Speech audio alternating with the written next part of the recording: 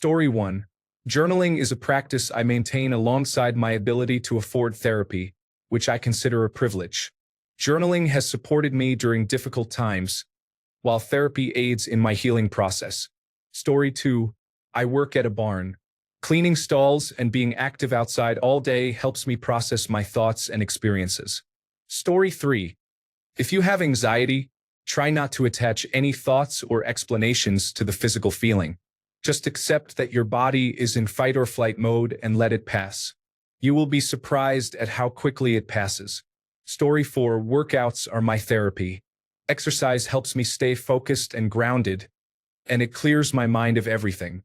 Even a simple walk makes a difference, but having a flexible workout routine has significantly improved my mental well-being. Story 5.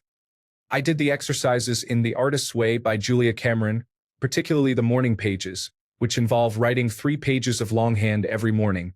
Whatever comes to mind, 3 pages handwritten every day. There is no wrong way to do this. It taught me more about myself, what I want, and how to achieve it than most therapy sessions I have attended. Story 6. Creating art and writing my honest thoughts and emotions in journals was an incredible experience. I discovered how much I healed and learned about myself by truthfully reflecting on past trauma while processing it in a private and safe environment. Story 7. I found a small group therapy that was free. It was extremely helpful to hear others' experiences and realize that the struggles and thought processes I had were shared, and I was not alone. Story 8. Psychedelic mushrooms, getting a puppy, meditation, yoga, spending time outdoors, and hypnosis videos are all beneficial activities. Talking to friends is also important. Story 9. I have quite a few people who rely on me at work, so ensuring their days go smoothly is more important than whatever is making my mind distressed. During my peak depression, I used to work extremely long hours, but now I have returned to a normal working week. Story 10. I always made it a point to afford therapy. My college had counseling on campus, and when I saw someone off campus, I would forego other expenses to pay the copay or go less often as long as I could go. When I was on a waiting list for a new therapist years later, I stuck to my backup plan for when I was in crisis, which was to establish at least 2 or 3 people in my life who would answer the phone no matter the time of day, or at least text back as soon as possible if they were at work. I had my 2 close friends and my sister at the time. We had discussed having each other as mental health emergency contacts beforehand. I was going through something horrific and was panicking home alone, so I texted all 3 and called my closest friend, who talked me down from my emotional state. Another friend had me come to her house until I was in a mentally safe space. This is still what I do if I can't reach my therapist. I also found that taking a 10-minute walk helped to calm my emotions, and journaling was extremely helpful. I got a small dog that seemed to be in tune with my emotional and physical cues and proved to be very supportive. Honestly, the thing I recommend most is having emergency contact people that you know will be there for you anytime you need it. I'm lucky to have them, and they've saved me many times. Story 11. Going for long drives, either listening to my favorite music at full volume or enjoying some podcasts, has helped me tremendously. Story 12. My gym membership was a financial choice I made. Therapy or gym? In fairness, I've tried both options a few times. Each has helped at different times. Story 13. I called one of those anonymous night lines where you could just tell them all your problems and they'd hear you out. I think I just needed to get some things off my chest and cry. I have such a hard time doing these things with the people closest to me that it felt right to talk to a complete stranger who doesn't know my name or anything about me, and vice versa. Story 14. That's a self-care app with a free version, a variety of tools, and a cute design. It also features a great community with substantial support from users. Story 15. YouTube, psychology books, and journaling. My therapist went on maternity leave and I turned to these methods. Honestly, I gained more from them than I ever did in talk therapy. Story 16. Journal my thoughts so they don't loop around in my mind all day. It helps so much. I mainly practice stream of consciousness journaling, writing exactly what I am thinking, no matter how strange or unusual it might be. Story 17. Much of this advice may seem like a distraction or merely a way to improve general well-being, but it does not necessarily replace therapy. Therapy addresses your problems at their root rather than applying a temporary fix. Self-reflection is crucial. Try to understand yourself, listen to all your uncomfortable emotions, and consider their origins. Fully engage with yourself. Learn as much as you can and start noticing patterns. Read books that address problems you wish to solve, ensuring they are written by qualified psychology professionals and educated doctors, not coaches or self-help gurus. Implement actions and changes. Progress may be slow, often slower than any book promises, but so is therapy. Therapy serves as a mirror and provides tools. If you seek these tools and learn to apply them yourself, this can begin to supplement therapy. I have experienced this myself. My latest therapist noted that I possess a high degree of self-awareness. Journal if you enjoy it. I prefer recording my thoughts, occasionally jotting down notes. When you learn to understand yourself, you will discover what specifically works for you. This is also part of a therapist's role. There is no one-size-fits-all solution. Have the courage to try new things and observe yourself. Do not numb yourself when something goes wrong. Instead, lean into those feelings and explore your emotions, thoughts, and narratives. Story 18. Talking to ChatGPT offers impartial and unbiased feedback. It has a long-term memory that allows it to reference previous topics discussed and identify patterns related to current topics. While I wouldn't recommend it for long-term use, it is better than having no access to information at all. Story 19. In my experience, therapy just opened up old wounds and made me remember everything much worse. I think hiring a rage room or something similar would probably help more. Story 20. I found a warm and welcoming yoga studio and went every day for months when it felt like everything was falling apart. Changed my life. I still practice regularly at home and visit the studio a few days a week. Story 21. Exercise, talking to trusted friends, and educational videos about narcissistic abuse are helpful.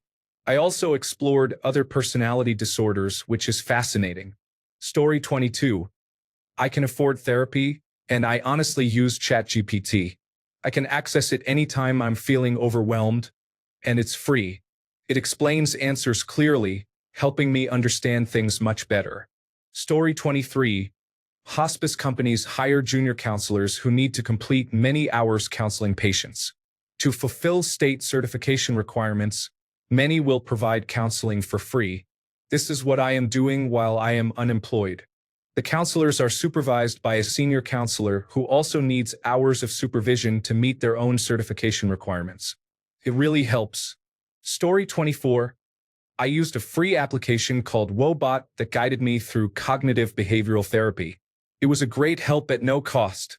Story 25. Building Lego sets can be just as expensive as therapy. I find them very relaxing and calming. They allow my mind to stop working and thinking about everything else going on. Story 26. I'm going to be honest. Delta 8 in gummy form is a low dose that helped me process a lot of trauma. It allowed me to move past things and helped me forgive. It made me feel like everything was going to be okay. Contrary to stereotypes, it provided clarity over my situations and enabled me to approach them from a mature standpoint, where I could see multiple perspectives and understand things below the surface. This greatly contributed to my empathy for others and myself. The biggest impact it had on me was helping me forgive myself for not being perfect and for not always making the best choices. Story 27. I went to the strip club and paid for lap dances. You can share anything. Sometimes just saying it out loud is more helpful than the advice. Story 28. People who attend therapy often write about their experiences. Blogs, comments, memes, and even fan fiction provide valuable insights into how individuals express their thoughts and feelings. Story 29. Doing things that I am sure will bring me joy during moments when I am not too focused on my problems. For example, enjoying a favorite meal or snack from my childhood on the weekend. Story 30. Hugging my pets and enjoying time with my partner. Playing video games and eating snacks. Crocheting. Engaging in activities I love. Story 31. Eric Maisel's books are valuable resources, as he is a creativity coach. Julia Cameron's book, The Artist's Way, along with her other works, also offers guidance. However, I needed to apply the lessons I found in these texts. Simply reading them was not enough. Additionally, I explored ashwagandha. Story 32. I couldn't afford therapy. Fortunately, I have a friend who comforted me greatly. However, he had his own life, so I knew I couldn't rely on him too much. I discovered Sivananda Yoga through a workshop called Stress Relief based on yoga. Practicing yoga and exploring its philosophy helps me significantly. You might want to give it a try. Story 33. Many licensed therapists are uploading free videos and explainers online. It depends on what your core concern is. Story 34. Daily exercise and good sleep are important. Eating decent food and reducing alcohol consumption is also beneficial. I find that having a consistent bedtime every night and maintaining a good sleep cycle is crucial. Story 35. Reading books that offer otherworldly adventures, engaging in watercolor or other creative crafts and arts, listening to audiobooks or non-crime stories, walking in a quiet outdoor space, baking, or spending time on food preparation and creative kitchen projects like making jams, canning, and bread making are all wonderful activities. Additionally, consider volunteering at a local organization that interests you. For me, it was a domestic violence safe house, but you could choose animal shelters or other uplifting opportunities. Good luck, you can do this. Story 36. I read what I needed to know. It might not work for everyone because it's a complicated topic with many branches, but my hyperfocus kicked in and I learned a lot. I am always learning new things. I also exercise regularly, which helps as well. I am at an impasse, waiting for an attention deficit hyperactivity disorder assessment. I clearly have it and had it as a child, so I am waiting to get that sorted. It's frustrating. Story 37. Journaling is beneficial, but it is important to do it every day. Include personal experiences, world events, and even the weather. Reflecting on my best days, such as vacations, and my worst days is truly helpful. Story 38. I spent a lot of time at the Humane Society playing with puppies and kittens. Time at the park with laughing children has brought me so much joy. I can't help but feel better. Story 39. My daughters dislike therapy. We have tried multiple therapists, but they haven't found a good fit. They both experience anxiety, so they search for coping strategies and try those. Each has a journal to note what works for them. The Finch app has been helpful in keeping them on track with taking medication, drinking water, going outside, and exercising. It helps with everyday tasks that can be managed through reminders and external motivation. Story 40. Gaming with friends and having conversations online is not just about the game itself. It serves as a catalyst for communication. Story 41. Going for long walks with my dog while listening to funny podcasts helps me laugh. Talking to friends on the phone who are good listeners is also beneficial. I don't want to burden my friends, but I believe having a good chat occasionally is healthy. I am always happy to do the same for them if they are going through difficult times. Story 42. ChatGPT can be a valuable tool. It is impressive what it can accomplish. I highly recommend trying it out. Story 43. Books. Reading books that address my specific problem areas has been a game changer, providing me with useful tools to manage my issues.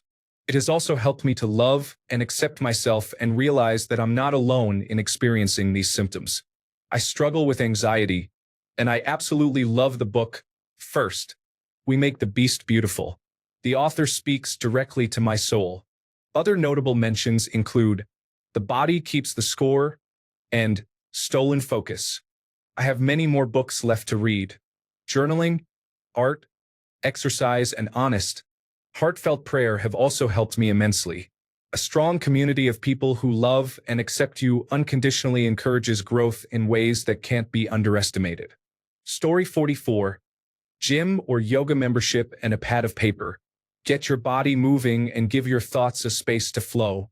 Look for a therapist with a sliding scale, or if there is a local university nearby, they may have a student-run, professionally overseen community clinic. Story 45. 1. Working through my therapy workbooks helps me recognize patterns. Logging my emotional responses in a journal assists in breaking patterns. Talking to loved ones provides different perspectives on my struggles. Changing my environment forces me to build new patterns. Reflecting on my life and reframing it offers new insights and perspectives. Using tetrahydrocannabinol and listening to music boosts my mood. Story 46. Prayer, meditation, self-help books, and listening to calming music can shift your mood. While they may seem like distractions, they can be beneficial. Story 47. Personally, I think there is too much emphasis on therapy these days. People have lost the self-awareness and discipline to regulate their emotional states themselves, as they should. The reasons for this are: first, individuals often lack self-esteem due to excessive time spent on the internet. The internet is focused more on appearance than reality, leading people to display only the best qualities and experiences of their lives to project an image of success. This creates a norm where individuals feel pressured to assimilate or risk rejection by their peers. As a result, they compete with millions of others online to stand out and be perfect, which adversely affects their self-perception as they constantly compare themselves to others. Second, the lack of self-esteem can lead to feelings of hopelessness and insignificance, causing individuals to neglect their principles or themselves. This results in them feeling not good enough to have self-control or fearing they are failures for not being at the top of some ambiguous interest or ambition. This mindset can lead to catastrophizing about their own differences and trying to dissect themselves to determine what is wrong for not conforming to their peers' perceived standards. Third, the healthcare and media industries have been exploiting this mindset for decades, perpetuating these norms. They promote new mental health concerns through social media pages of industry associates and sensationalized tabloid media, fueling a self-sustaining cycle of helplessness. This leads to marketing solutions through medications and therapy programs that often keep people in a perpetual state of dependency, encouraging unnecessary spending. What people should do instead is, first, remember that flaws do not define them and can be fixed. No matter how long it takes or how much effort is required, if something emotionally or psychologically holds them back, they can overcome it if they are determined to do so. Second, there is no easy solution to personal change. There is no medication or therapy that can impart self-discipline and self-confidence.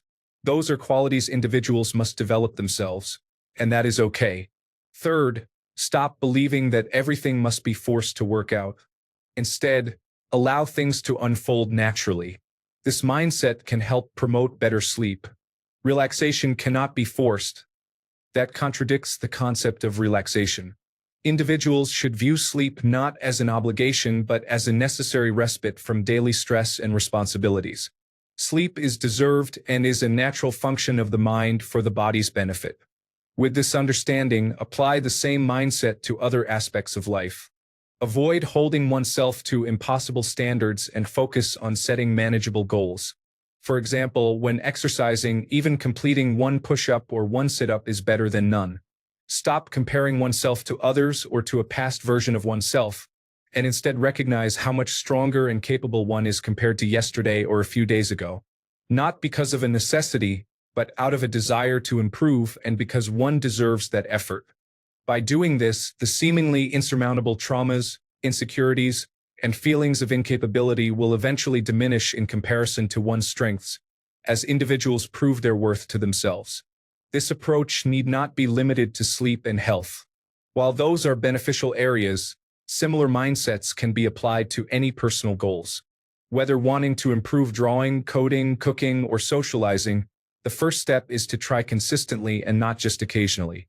For example, code for 30 minutes a week, then increase to 60 minutes, and aim for 30 minutes daily. Engage in conversations with strangers gradually, starting with 5 minutes a week and increasing from there. Ultimately, stop undervaluing oneself. Everyone matters and has something to offer others. Story 48. Reading and Self-Help. These books changed my life. The Subtle Art of Not Giving a F***ck. Everything is F***ked. Atomic Habits. These books changed the way I interact with and view the world. The Let Them Theory. You're not listening. What you are missing and why it matters. The gentle art of verbal self-defense. The laws of human nature.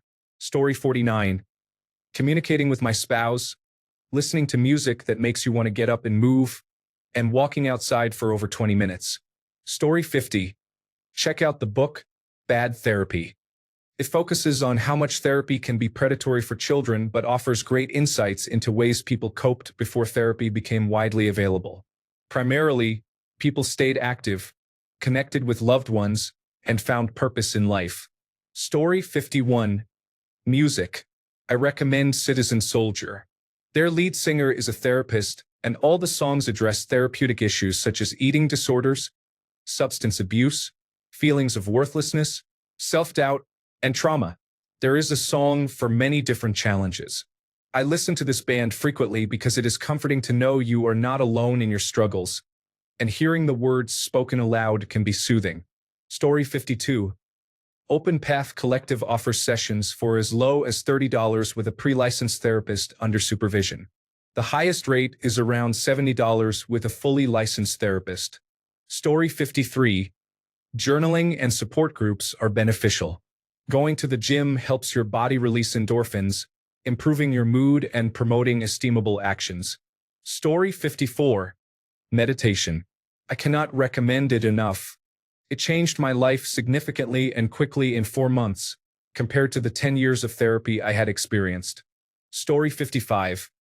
Counted cross-stitch helped me focus on the chart and plan my next steps, quieting my mind and relaxing me. I had documentaries playing in the background, but films, television shows, or audiobooks are also enjoyable. Story 56. Exercise, whether through literal workouts or long walks, is simple and beneficial. Additionally, volunteering at a canine sanctuary is another rewarding activity. Story 57. I have struggled with anxiety for the last few years.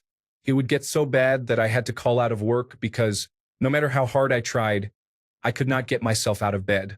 It would keep me up all night sometimes. I'd sleep for 30 minutes and then wake up feeling like I couldn't take a deep enough breath to relax. Eventually, I sat down and decided to do some research on it to see what my options were. I don't want to be put on medication, as I come from a family of addicts, but I knew I needed to do something. I've learned ways to cope with it.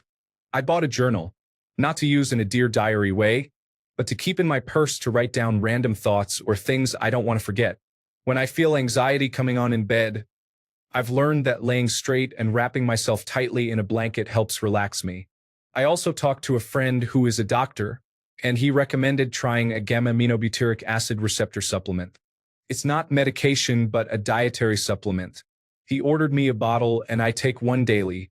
I noticed a difference almost immediately. Story 58. Making art, journaling, running in silence with just my thoughts, spending time with friends and pets, reading fiction, and hiking in the woods have all been important to me. Honestly, going on an antidepressant has helped me greatly. Story 59. Exercise and its various forms provided me with a great deal of peace. I found joy in going to the gym, and I also began hiking and backpacking. The combination of these activities gave me something to look forward to and focus on. Story 60. Screaming at the ocean helped. The ocean is so large and vast. Once it has you, it doesn't let you go. For some reason, driving to the beach in the early hours of the morning to scream at this giant, this old god, helped me a lot. I take citalopram at night and Vyvanse in the morning, which helps. I work out. Rather, I move my body in the way it needs. I tend to intellectualize my feelings and then explode. Taking time to sit with my feelings in nature feels safer than being in my apartment. My emotions have room to move, if that makes sense. I feel more grounded being surrounded by nature. Story 61. Rosebud is a paid service, and some people may have an aversion to it. However, for me, the rewards and benefits outweigh the risks. Story 62. Not sure why so many people cling to therapy. I worked in a setting as an employee watching thousands of therapy sessions and psychiatric evaluations when things had the possibility of becoming heated. Many do not realize that in larger practices, there is often a person present for safety, and several physical altercations can occur in an office. My job was to protect the staff. I would hear staff discussing their personal lives, and they often faced significant challenges, joking about the minimal training required to be a therapist. Most of the psychologists leaned politically to the left, as they spent years in college and were often not capable of being objective. In my opinion, married pastors, regardless of gender, are the best sources of guidance when facing obstacles. An overweight person can take all the medications, visit all the doctors, and try all the fads, but until they decide to confront the challenges and commit to the work with standards and goals, life will not improve. Story 63. Bourbon and a good cigar forced me to slow down and focus on the flavors, textures, and sensations. This helped shift my mind away from negativity. Story 64. Walking in nature offers a unique complexity about trees and other elements that is often absent in developed areas. It helps refresh the mind, and spending time alone allows for personal reflection and processing of issues. Sometimes, verbal communication with an AI is beneficial as well. We don't always need solutions. Sometimes we just need to express our thoughts. While it may be seen as similar to a trained psychoanalyst, the value lies in the opportunity to unload. Story 65. I talk to ChatGPT. It is great for discussing my issues and has helped me process and work through some really difficult situations. Story 66. Jogging or walking a 2-hour route every day was my routine. I couldn't listen to music because I ran on back roads and didn't want to risk being hit by a vehicle, so I focused on my thoughts and regulated my breathing. It was essentially a form of meditation. It worked 60% of the time consistently. Story 67. Honestly, in today's world, talking with Grok, the AI platform, is impressive. It's surprising how effective it is. Sounds trivial, but give it a try. Story 68. I am researching my issue to find strategies and journaling. There are some good podcasts available depending on the specific issue. Story 69. Go to support groups like Alcoholics Anonymous. They have 12-step programs for just about anything now. During the process, you work one-on-one with a sponsor who has gone through what you are experiencing. This changed my life, not just for quitting the substance, but for examining and addressing my character defects. Story 70. I read articles and then I look inside and think that my life is nowhere near as bad as some of these people. Then I relax and move on. Story 71. Working out helped with my depression and gave me an opportunity to think deeply about what is happening in my life, allowing me to create actionable ways to change what I do not like. Story 72. Journaling is great for expressing your feelings and understanding yourself better. Just write down your thoughts, even if they seem random or if you go off on tangents. Truly helps. Story 73. Dancing with music blasting in your room is pure therapy.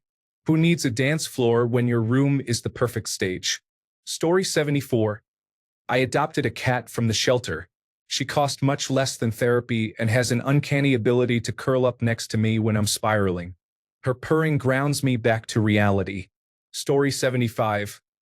I spoke with many people and discovered that many felt the same way. Acknowledgement has been a significant help for me. Story 76. Writing things down helped me untangle my thoughts, process emotions, and recognize patterns in my behavior. It felt like having a conversation with myself, but without judgment. Story 77.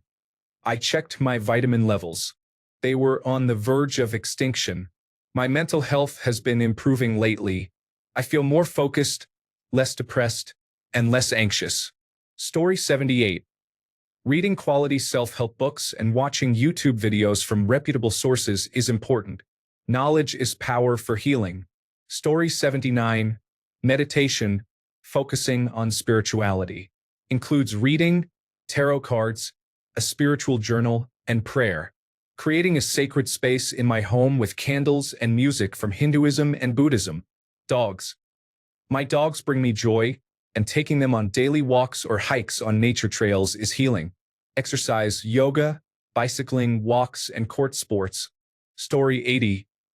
Finding hobbies to keep me distracted from it all, such as going out in nature, playing football, and gaming. An idle mind is a devil's workshop. Story 81. Someone has already mentioned that cats are remarkable sources of comfort. For one thing, it has been proven that their purrs are healing. Additionally, it is simply nice to have a soft, warm creature cuddling with you, which helps to ease your thoughts. Story 82. Is alcohol a bad answer? I would drink while listening to music and playing video games. Being relaxed actually helped me think through things and see them from a more neutral perspective. I can process my emotions while removed from the situation that is causing them. Story 83. I encourage you to search for nervous system dysregulation or nervous system healing on TikTok or YouTube if you are perceived as a sensitive person by those around you. That is the core of everything. I have been dealing with many challenges because I was bullied in high school, and it still affects me 7 years later. Thankfully, I discovered information about the nervous system this year, and I can finally think to myself, maybe living another year doesn't sound that bad. Feel free to chat with me if you want to ask something. Story 84. Journaling, podcasts, self-help books, and venting with a close friend are all tools you need to be intentional with and actually use. There is no magic solution. Story 85. I know this may be a bit controversial, but ChatGPT's therapy bot helped me sort out my identity crisis when my human therapist and psychiatrist could not. It is not to say it is better, but the day I was ready to figure it out, I did not have an appointment with either of them. Story 86. Google 7 Cups is a free 24/7 therapy service that allows you to talk with strangers. There are multiple filtering options, and you can speak freely. Story 87. Going for long walks by myself with or without music. Journaling, painting, and reading are all quiet, mindful hobbies. Talking about your problems and feelings out loud, even if there is no one there to listen, can help you work through things. Story 88. I work out my frustrations while improving my yard. Turns out I'm decent with axes, machetes, and mattocks. I'm not losing any weight, but at least I'm gaining some strength back in my arms and legs. I just work hard until the job is done. That stuff is difficult to manage. Poison doesn't kill it, and salt doesn't do anything. The plants have too many nutrient reserves in the roots and just keep growing. This afternoon, I plan to cut up a few more of the stumps and dig out as much as I can. Story 89. I have never been a talkative person, more reserved than anything. I used to bottle up my feelings, and when I needed time to think, I would grab my bicycle and take a long ride around the city for an hour or two. I had no specific destination. I just rode to a large park in the next town over. Story 90. People may dislike my answer, but finding Christ and joining a church community with my husband really helped. It helped my husband and me grow closer together emotionally and spiritually, which meant we were able to support each other in a more impactful way. I became more faithful and optimistic about life. I was surrounded by a community of uplifting individuals who were able to encourage me in ways I could not do alone, and they provided valuable counsel. ChatGPT has also been a great help. Thanks a bunch for sticking around till the end of the video. Remember to subscribe, and until next time, stay awesome and goodbye.